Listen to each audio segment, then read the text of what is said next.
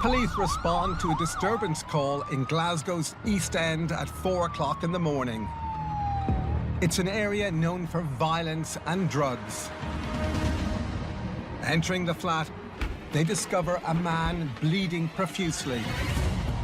Despite efforts to save the victim, he succumbs to his injuries from what looks like a vicious stabbing. And the killer has fled the scene with a possible injury, leaving drops of blood. When police learn who their victim is, they suspect the worst. He's loosely connected to Glasgow's underworld. Detectives have their work cut out if they're to catch a killer who's on the run and extremely dangerous. Catching a killer requires conclusive forensic evidence. From clues at the scene of the crime to minute examination in the forensics lab, from the cold reality of the pathologist's table to DNA sampling, digital analysis, each piece of killer evidence brings the murderer closer to justice.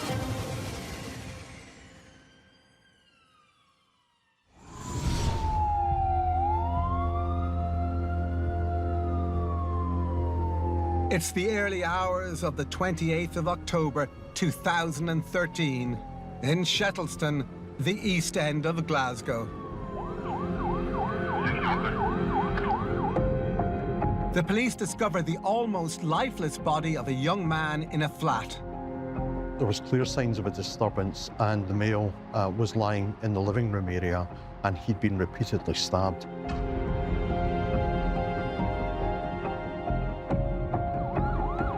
An ambulance takes him immediately to Glasgow Royal Infirmary. But shortly after arrival, he bleeds out.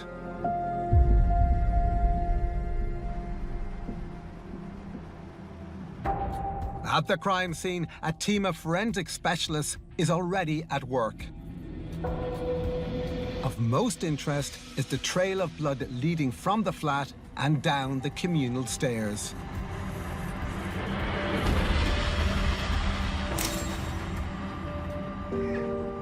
Detective Capaldi comes on duty at 7 a.m. He's the lead investigator. I received a call from local detective officers to advise that they were dealing with what appeared to be a murder here in Etive Street. And as a direct result of that, I made my way straight to Shettleston Police Station. You want to be on the front foot and get ahead of the game as quickly as you possibly can. So my initial considerations were, okay, how many assailants? CCTV, forensic recovery, and next of kin. The victim is known to the police, a 26-year-old man called Sean Humphrey. He's on the fringes of gang culture in Glasgow's East End. Local officers had previous dealings with Sean Humphrey.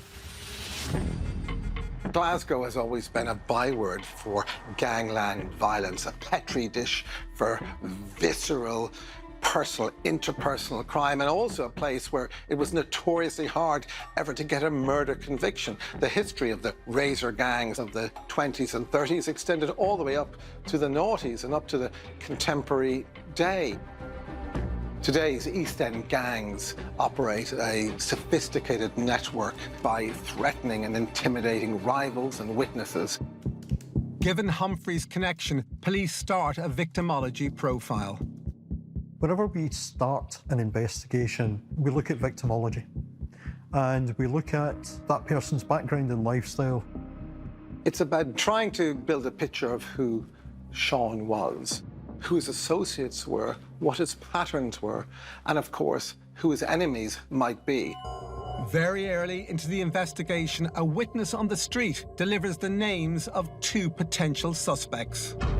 Quickly, information came to the major inquiry team that the people responsible were Stephen Ross and another male. The source of that information was very clear that both of them were involved. I had no reason to doubt the provenance of that source. So 2 names are now in the mix. A good starting point. While on the ground, officers are learning more at the crime scene. When the officers arrived, they realised that the blood trail from the stairs had led out the door and actually up the street towards the road at the top there. They quickly come upon their first clues. They saw what appeared to be a blood-stained knife. It was pretty distinctive as well. It was a kind of green fluorescent colour, large kitchen knife. And next to it was a bar used for weights, so a kind of dumbbell bar. Any knife or sharp weapon is going to be collected very carefully. They need to avoid contamination before it gets to the laboratory. They'll examine the item with a light source to see if something leaps out at them. There might be finger marks that they could see as well, and then they'll start to swab areas of interest, the blade, and also particularly the handle, to see if they can find out who's held on to that item. Detective Capaldi deploys a crime scene manager to maximize forensic recovery. It turns out to be a massive area to manage and lock down. We will secure the scene as best we can. That includes the primary scene, which appeared to be the living room of the flat. Secondary aspects are the common stairway. There was blood staining on the stairway. The movement of blood suggested that the blood was moving away from the premises as if somebody was making their way downstairs. What I couldn't discount at that time was, had Sean Humphrey been bleeding as the ambulance crew had taken him away? But I had to assume that there was evidential value in some of that blood, so we had to preserve that area as well. Detective Capaldi looks more closely at where the fluorescent knife and workout barbell were left. So the weapons were recovered here at this point, the knife and the weights bar. And it was clear there was a blood trail going away from those weapons. A reasonably experienced scene examiner would look at a blood trail and think, well, that's evenly spaced. It's dropping from something which is either bleeding or heavily bloodstained. It's dropping from above, but there's a slight movement to it, so we know it's going in this direction. As the blood trail is moving away from the scene, police begin to suspect it does not belong to Sean. So our scene manager, along with a biologist, were going point to point and were obtaining blood swabs for forensic analysis.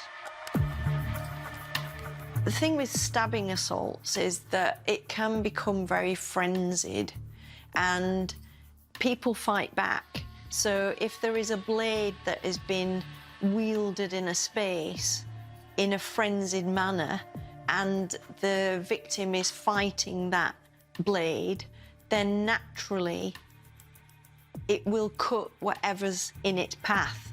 An assailant can become injured in the context of that type of assault as easily as the victim themselves. Then they start to become a source of blood staining within that pattern. And if the victim doesn't move because they've been incapacitated, and that individual with the hand injury or any other injury then starts to move away from that space, it almost separates the pattern. So that blood trail can become really effective in terms of investigation, and it can help us to identify a potential suspect. Using police dogs, detectives follow the trail and are led to a local park. So we followed the blood trail through and then onto this area here. We observed on top of this fence here a bloodied handprint, which we were able to recover, indicating that, again, the perpetrator had gone over that fence and made his way into the football ground behind. The new bloodstain on the fence is the fifth piece of key evidence. Blood dogs are obviously trained to detect blood stains. They can follow tracks really effectively. What that helps to do is to focus the investigation in a particular area. We can use the evidence to show where the blood trail ends. Where the blood stops, detectives believe one of the suspects may have got into a car. So this is the end of the blood trail. At this point, the police dog lost the scent from the blood coming away from the scene. With no more blood to follow, the next step is to sweep the area for security cameras. If you look at the hub just here, there are 2 small cameras. So our first port of call was to ascertain if the CCTV cameras were recording at that time. Next morning, officers review footage from several CCTV cameras. Through a CCTV trawl of Shettleston Road, round about 4:05 on that Monday morning, we were able to pick up on local shop CCTV moving away from the scene. Was a male. He did fit the description of one of the assailants. So we're pretty clear that after the assault, the 2 assailants had taken different routes. Not long after, on the pub's CCTV camera, they spot the other suspect. We saw a figure emerge from the park. He made his way towards the roadway and a passing taxi was flagged down, and we saw him get into that taxi and the taxi move away. And travels east along that road. So from the CCTV, we were able to ascertain the registration number of the taxi, and that took our inquiries further forward. Everybody has to come from somewhere, and everybody has to go somewhere else. So you then look at the next area that has a CCTV footprint. And it's very much a process of elimination to a certain extent. As soon as you have other footage that shows the suspect coming from a direction, what you're doing is, instead of now looking around 360 degrees, you now have an angle of where the suspect is going to and coming from. And you stay with that angle and you backtrack streets within that quadrant. Knowing the names of their 2 potential suspects is a boon to the investigation. They can start to profile both Stephen Ross and the other man. When the police circle around a suspect, it's their job to find out as much as they can about them. And of course, in this digital era, our online footprint and narrative is key to presenting clues to our personality, our lifestyle, and of course, our psychological makeup. The name Stephen Ross gives detectives pause for thought. He's a face among local gangland figures. Stephen Ross came from a family with significant links to organised crime. We knew his own father had been murdered around about 2002. Stephen Ross had been convicted of a very unprovoked and a very violent attempted murder. He had served a significant sentence for that incident and had only been released from prison a matter of months when Sean Humphrey's murder took place. And the other potential assailant was also known to the police, and we carried out further investigations into his background as well. Detective Capaldi also has officers on the ground trawling for human intelligence. And those investigators turn up something unexpected. There was a party earlier on that night, on the Sunday night, that Sean Humphrey and Stephen Ross were both present. Detectives learned that Ross and the victim, Sean Humphrey, were friends. We had witness information to suggest that Stephen Ross had had a disagreement with Sean Humphrey. A scuffle had broken out. There was some disagreement at that party, and both of them left. For some dispute, a disagreement, a small scuffle, would get nowhere close to a motive for murder. But in gangland, this might be a matter of disrespect. This is a world where hierarchy and dominance is controlled by violence, and where violence is the control and the rule of law. So in this instance, the loss of respect could easily be a motive. Was that sufficient motive for murder? That was the question they were asking. We ascertained that Ross and the other suspect had been there, and there had been trouble, so the information started to crystallise. So they began to feature prominently as persons of interest. Could a gangland feud or dispute have led to the brutal murder of Sean Humphrey in his own apartment? Police have gathered a wealth of evidence. They have a trail of blood, a weights bar, a knife, and CCTV of an injured man getting into a taxi. But they don't know who was in it or where it was going. Now they need to find Stephen Ross and his accomplice fast.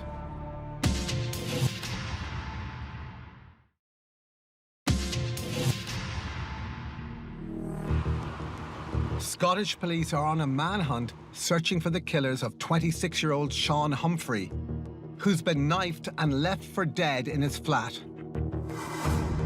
Evidence at the scene has been uncovered. A blood trail, 2 potential weapons, and crucial CCTV footage showing someone getting into a cab. And thanks to some swift detective work, police know who their suspects are. Stephen Ross, the son of a well-known local gangland figure and an associate. Trouble is, police can't find either suspect. It's rapidly becoming a matter of public safety. Detectives also have to place their faces at the crime scene. They managed to track down a taxi they believe one of the suspects used to leave the crime scene at 4 a.m. in the morning.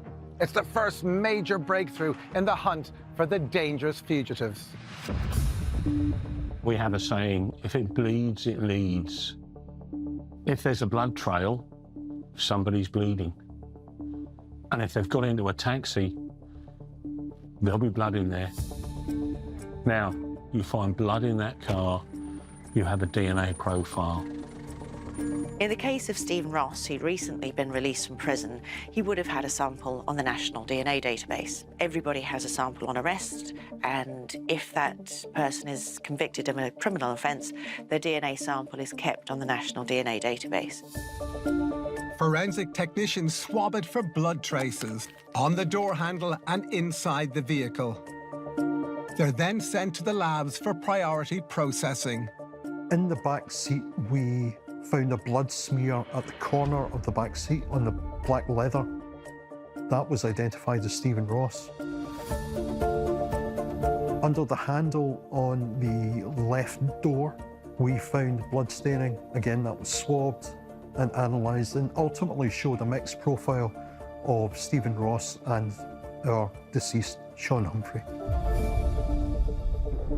What the taxi driver tells detectives is useful. He had picked up that male at that location at that time in the morning. There wasn't much discussion in the cab. He directed him to another premises in the east end of Glasgow. He dropped him outside the front door and thought nothing more of it and went home. Police learned that the drop-off address is the home of Stephen Ross's girlfriend. We carried out some covert inquiries and established that he had an on-off girlfriend at that location. We knew who she was, and we knew she was still residing at that address. Very quickly, we got a warrant for that address. Forced entry. She was gone, as was Stephen Ross. However, we did recover some blood staining in the bathroom area, and we were later able to attribute that to Stephen Ross. So at that point, things have opened up significantly. We're now quite clear. We're looking for Stephen Ross and the other potential assailant. The other suspect turns out to be equally difficult to keep tabs on. He couldn't be found. We had made significant attempts to trace him, and his conduct after the crime suggested that he was evading police and may have something to hide. Police begin to listen into Ross's girlfriend's phone calls in the hope they'll reveal his whereabouts. They also analyse the call and location data associated with the number. Depending on the seriousness of the offence, like as in this case, trying to find Ross, is that You can get authority to listen to those telephone conversations, and that's covered by the Regulation of Investigatory Powers Act. In doing that, you are listening to the calls that she is receiving or making. You are hoping that the person that she is speaking to will reveal something about their location. Very quickly, we got onto that phone, began to look at incoming and outgoing calls, and obviously its cell site location. The cell site location is really important. The triangulation of that will show movement from point A to point B, where that person's phone will connect and disconnect to various cell towers, mobile phone towers, as they move from one location to another. So we have analysts, specifically trained in analytical techniques, who will look at that and look for patterns. What you tend to find, in my experience, is that an individual doesn't stray too far from their past behaviour.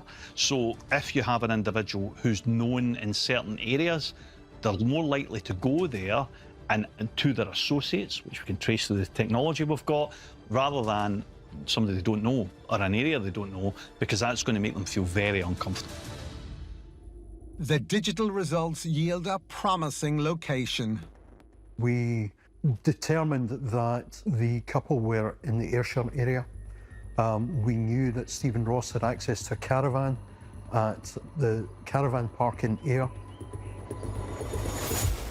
With their prime suspect's location in their sights,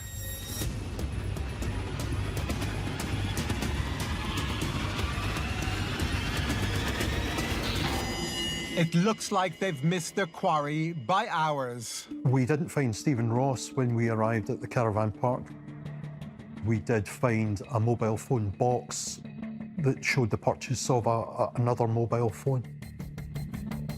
The information that arose from the recovery of that phone box was particularly beneficial to the inquiry. Investigators have no idea which direction Ross has gone, but they know he's got a new phone. So Detective Capaldi turns to the digital team again. People involved in criminality regularly use the burner phone. That's a telephone that's unregistered to the person. Any data that is gathered from that cannot be connected to the person.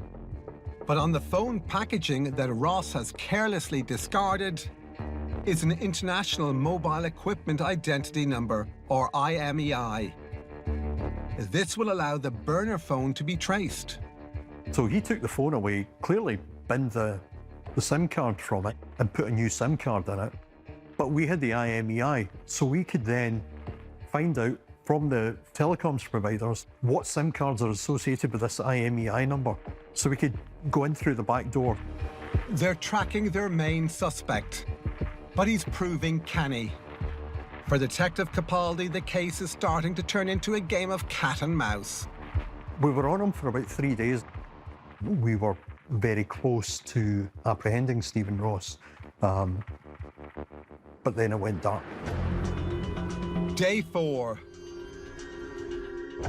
Forensic results have finally come back on blood found in the apartment and on the suspected murder weapons. The DNA is extracted in the first instance, and then it goes through a process called polymerase chain reaction.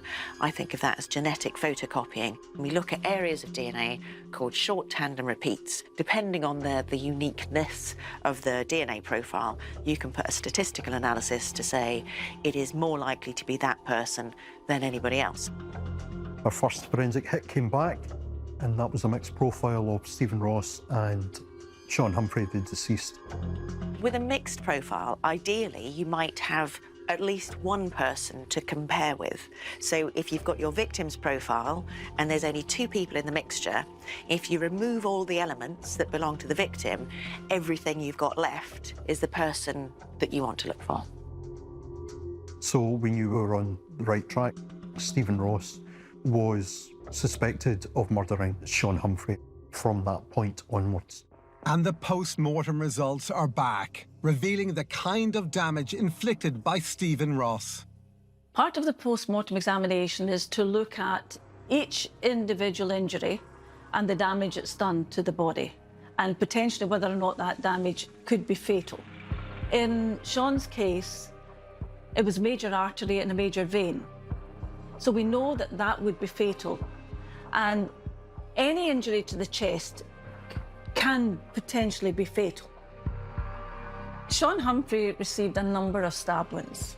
In this case, what the pathologist would be asked was, this is the knife we found, does that fit with the stab wounds that you have? We can look at the size and the shape of the stab wounds, the cuts through the skin, so we can give an indication of the type of knife we think it is. Then we can look at the path of the knife through the body. How long is it? What has it gone through? And measure, if it's gone through the chest. What you're doing is you're painting a picture of this track, which should give you a picture of the shape of the blade. The forensic results are positive.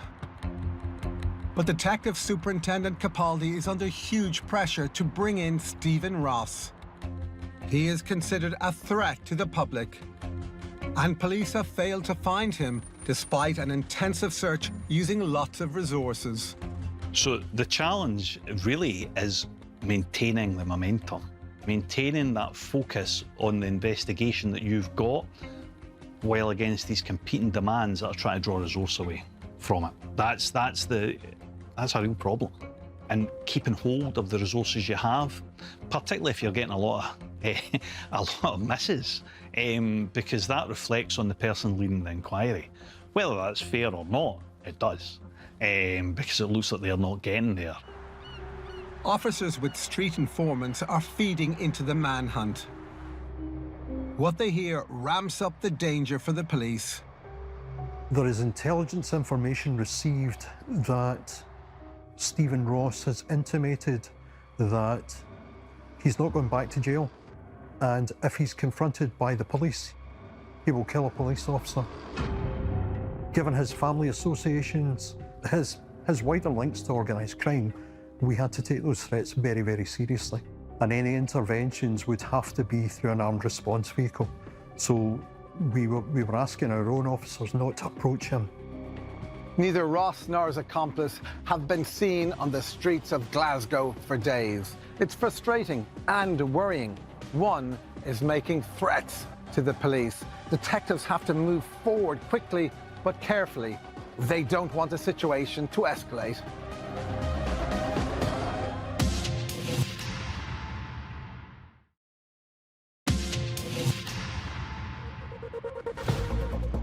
Scottish police are investigating the murder of Sean Humphrey, a man on the fringes of Glasgow's gang culture.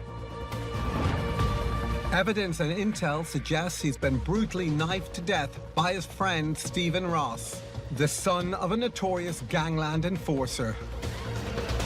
Forensics have revealed some compelling evidence, including a blood trail from the crime scene that matches Ross's blood, 2 potential murder weapons, and CCTV showing Ross getting into a taxi close to the time of the murder. At this point, the police have no motive for the attack, and their 2 suspects are in the wind. Another big problem for the police is that the man they believe who wielded the knife, Stephen Ross, has publicly threatened the police. And they also have no idea where he is. And he's already been on the run for a month. Stephen Ross apparently was saying that if he was arrested by the police, he would take them down with him. An individual like Stephen Ross, who's clearly committed high levels of violence in the past and also grew up in the criminal underworld, is very likely to be desensitized not only to violence but also to the act of cruelty and being aggressive in general. His father was a notorious and very much feared gangster himself. By making these threats towards the police, by showing off to this particular peer group, he is likely to get some sort of kudos and street cred. The whole investigation now moves up a level. Given the risk, Detective Capaldi goes to the Crown Office in Edinburgh, concerned that 2 men will cause harm to the public and officers. I was given the advice that you cannot go searching for Stephen Ross without a firearms team first going through the door to minimise the wider threat to officers. So as a direct result, my actions on a daily basis were almost inhibited by the fact that any time I had positive intelligence around Stephen Ross or his whereabouts, I had to first wait for a firearms team for then detectives to go in behind them to try and search premises or see if we could recover any additional evidence. That's the right thing to do, that's the proper way to do things, but it's time consuming. For 2 weeks, officers in the murder squad searched for Ross and the other suspect to execute the arrest warrant. Now, given that he has extensive contacts throughout the Glasgow area in the west of Scotland, he comes from a family with links to organised crime and the underworld, it becomes more problematic to try and track him down. It feels like their two suspects are always one step ahead of the game.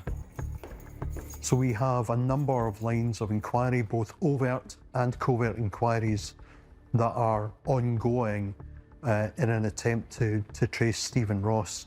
We get close a few times, but we miss him. So we reset almost on a 24/7 basis. We refresh the intel every morning. We stick to the game plan that we have around tracing him and the strategy we put in place for the manhunt. Manhunts in a murder investigation can be exceptionally challenging for law enforcement, particularly when those on the run are well acquainted with the police methodologies and tactics. They have connections in the underworld who can advise them on how to evade detection. But the police counter that. They understand that they are being played against. They don't track the offender, they track those close to the offender. Then on the 21st of November, almost a month since Sean Humphrey was found stabbed to death, police finally discover where the second suspect is hiding. We received intelligence information to suggest that the other potential assailant was at a house with a female associate in the east of Glasgow. So officers were dispatched to that address. We forced entry and we effected his arrest, along with a woman who was in the flat. The arrest of the other suspect is a win for the team, but they still need to capture Stephen Ross. The manhunt is on, in effect, for Stephen Ross. He is acutely aware that we are looking for him. We have approached his family on a number of occasions who were less than helpful. Detectives now focus on the Glasgow area. As intelligence suggests, he's in the city, going from house to house. Ross wants to disappear. He doesn't want to be found by the police. The police are raiding lots of houses. Wherever he is, he's going to need help and he's going to need assistance. He was sofa surfing, in effect. We had a number of addresses over the Christmas and New Year period that we looked at specifically, however, to no avail. Manhunts are always problematic, particularly when somebody has the means and the support structures to avoid the police. Nobody, apart from a very small circle of very trusted people, know where you are. The difficulty for the police in investigations like that is to try and get a little chink in the armour somewhere where we have the ability to get the right information at the right time to be able to act upon it. In custody, the accomplice is giving them little to work with to help them track down Ross. In terms of the other suspect, we had information and eyewitness evidence around his movements on the night in question, his association with Stephen Ross that night, and we had eyewitness information placing him with Stephen Ross within Sean Humphrey's home address the night that Sean Humphreys was murdered. Detective Capaldi and his team know some of Ross's movements as he flits between burner phones and SIM cards. It was 2 long months of Stephen Ross being on the run. It was a lot of time and effort in relation to tracing him, a lot of personnel hours used up in an effort to trace Stephen Ross. With Hogmanay celebrations still in full flow over much of Glasgow, a bit of intel filters into the team, a late Christmas present. The police received a call to a noisy party in the east end of Glasgow. Officers walked in, there was lots of people in the house. As they walked around, they saw someone sitting. They identified him immediately as Stephen Ross, and he was arrested without any further violence, without any confrontation with the police. Despite the involvement of firearms, despite the threats, despite all the information we had from him, it was a routine, relatively innocuous arrest. He turned up at a party and was in the wrong place at the wrong time when the cops turned up. With their main suspect in custody, it's time to see what he has to say in his defence. But it's no comment the whole way. In the vast majority of cases, when somebody like this gives a no-comment interview to the police, it's actually a legal tactic. So they've been advised to do that and instead give a prepared statement to the police because it's less likely to incriminate them. I think it's fair to say that on top of this, there might be an element of an anti-authoritarian stance, so it's a little way to just inconvenience and have a dig at the police. When you're prosecuting murders, a defendant going no comment is usually a real gift, because by the time you get to trial, you've got your evidence. You may have eyewitness evidence, you may have CCTV, putting someone at the scene. If someone's silent in interview and then comes out with an explanation at trial, if the jury think there's no good reason for not giving the explanation at the start, they can hold that against them. Despite the no-comment interview, the team have had plenty of time to corral their evidence. I was clear we had a strong case at that point in time. We had eyewitness evidence placing him at the scene. We had fingerprint evidence placing him at the scene. We had a blood trail leading away from the premises. Mixed profile of his blood and Sean Humphrey's blood, and clearly an injury to his hand where he had been bleeding. We had an extensive blood trail of his blood to the point where he was picked up by a taxi. We had recovered the weapons used during the commission of the murder. We had his fingerprint on the knife, and we had his blood and Sean Humphrey's blood on the knife and on the barbell. When we do the full forensic examination of the house, we recover further DNA evidence, and we recover DNA evidence from the stairwell, which identifies Stephen Ross's blood coming away from the scene. And on that basis, the case proceeded to trial. Generally, detectives who are investigating murders will have undertaken a lot of the work that I would be expecting to see.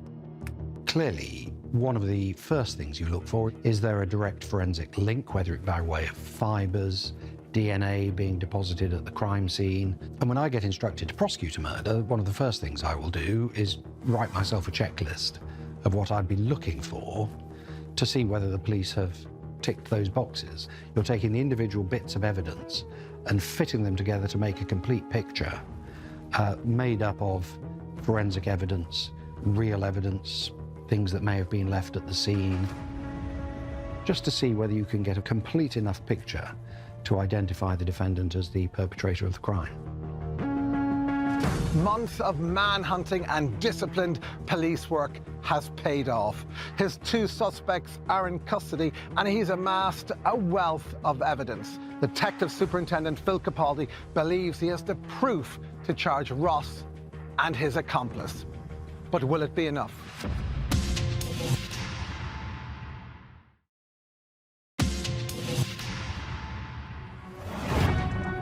It's now 3 months since Sean Humphrey was murdered by his friend and Glasgow hardman, Stephen Ross.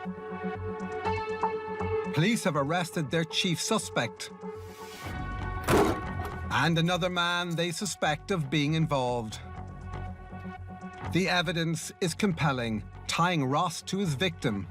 There's a blood trail with his DNA from an injury Ross suffers during the attack. An 8-inch fluorescent knife and fitness barbell police believe are the murder weapons. They contain traces of blood from both victim and attacker. CCTV from near the crime scene records Ross getting into a taxi to go to his girlfriend's place. The taxi is also tracked down and forensics find trace evidence both inside and out. At the crime scene, police record fingerprints and blood spatter that ties to their chief suspect, Stephen Ross. But he continues to stay silent in custody, so officers have to ensure they have a watertight case. They continue to sift through all the evidence right up to the eve of trial.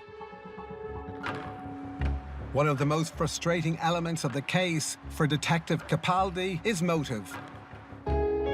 Why Ross stabbed Humphrey to death. It seemed to be a routine fallout that got completely out of hand to the point where I think rage took over. And to inflict that many injuries with that degree of severity needs a concerted effort. That was only one aspect of it, though. We didn't have any further potential motivation. So there's lots of different reasons or motivations why an individual might commit murder. The common motivation, of course, is revenge. So it could be reacting to an insult or even a perceived insult or a slight, or it could be because they feel wronged in some way. And then another specific scenario would be gang violence. So if somebody else has insulted a gang member, they feel that they have to react violently, potentially even with murder, so that they can keep their status within their gang. For the prosecutors, it's only necessary to tie all the evidence together. What the prosecution don't have to prove is a motive. They don't have to prove why a killing took place. They only have to prove that there was a killing and that it's murder and that it was the defendant who carried it out. It's a bit like putting a jigsaw together just to see whether you can get a complete enough picture to identify the defendant as the perpetrator of the crime. So they can almost recreate for the jury a picture of what happened. On the 22nd of July 2014, the trial for the murder of Sean Humphrey begins at the High Court of Glasgow. There was no shortage of evidence in this case and no shortage of experts. Put before the jury, presenting their evidence, was a forensic pathologist determining the cause of death, a forensic biologist examining the blood spatter and other stains at the scene, a communications expert linking mobile phones, and a fingerprint analyst. One of the key pieces of evidence that was presented to the jury that was incredibly persuasive was the fluorescent green knife, an 8-inch blade that contained the shared blood markers of Stephen Ross and Sean Humphrey. Inevitably, whatever these esteemed experts said, it was always going to be up to the jury to decide if this person was guilty of murder or not. During the trial, Ross points the finger at the other suspect, saying, "It was him, not me." But the jury makes one decision no one had fully expected. A not guilty plea was accepted by the Crown in respect of the other suspect. He was never forensically linked to the scene, although there was other information that implicated him with Stephen Ross. But his not guilty plea was accepted, and he was allowed to go. He was free. Stephen Ross's defence was another person was responsible. Clearly, the jury didn't accept that, and he was ultimately convicted of Sean Humphrey's murder. The sentencing judge passed a life sentence with a minimum recommendation of punishment for 20 years. The best that you can always do is to put the strongest case before a jury. Ultimately, it's a jury who will determine that person's fate, and that's absolutely right. So it's always a relief when a jury accepts, given all of the evidence, that person is guilty. Stephen Ross is a violent individual. He's a dangerous person. At the sentencing, the prosecutor highlighted the violent history of the accused Ross, who'd previously been convicted of attempted murder and served 9 years in 2006. Judge John Morris, QC, described Ross as a very dangerous young man, underscoring the severity of his past crimes and the threat he posed to society. Stephen Ross now languishes in jail, imprisoned for life. It is of some small comfort to Sean Humphrey's family.